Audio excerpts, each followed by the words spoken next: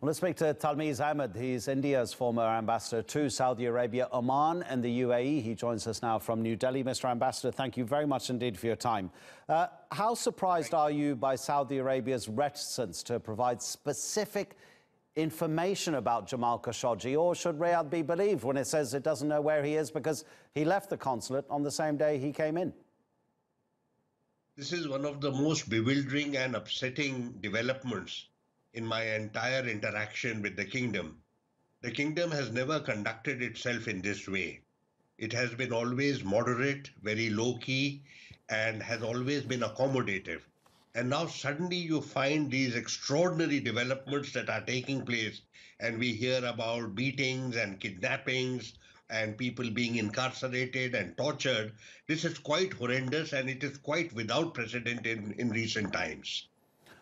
Actually, that's quite interesting. You seem to be giving a slightly more broader analysis there of what's happening in Saudi Arabia. So if we continue on that theme, has something changed since Mohammed bin Salman became the heir to the throne? I mean, what is the structure of the Saudi hierarchy? Does he call all the shots? Does something have to be approved by him? Something as serious as this allegation is, that Saudi Arabian nationals came to Istanbul to kill one of their own citizens?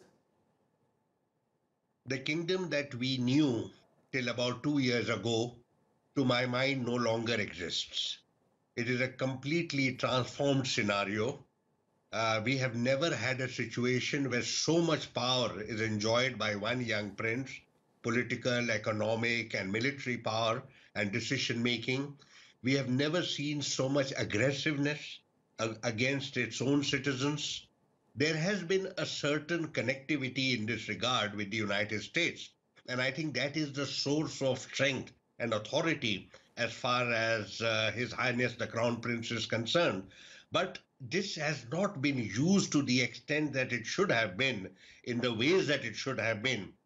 There was a promise of reform, there was a promise of legitimate change, and that was welcomed by many of us. What we have seen instead is extraordinary repression of the kind we have not seen before. Do you think that there's a chance that the King, Salman, may actually remove Mohammed bin Salman as the heir to the throne because of what's happening internationally and the repercussions from all of these events you're talking about, not least what's happened in Istanbul and the disappearance of this journalist?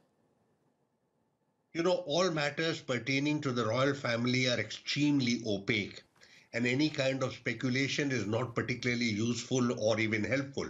Having said this, we have noticed, for instance, that His Majesty had intervened in regard to the IPO, the Aramco IPO, and had reversed a pet project of the Crown Prince.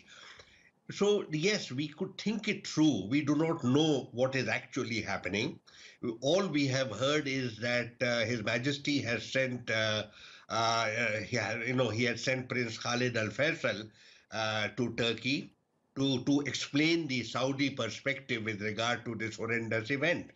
But what we are seeing in the Saudi media now is a deliberate tarnishing of the reputation of Adnan Khashoggi.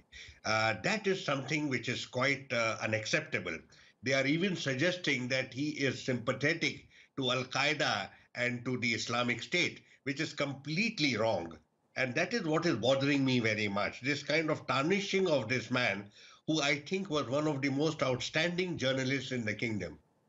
Okay, just briefly, if you don't mind, finally, Mr. Ahmad, you know this economic forum that's coming up on the 23rd of October, it's a really important part of Mohammed bin Salman's Vision 2030 to move Saudi Arabia's economy away from its dependency on oil.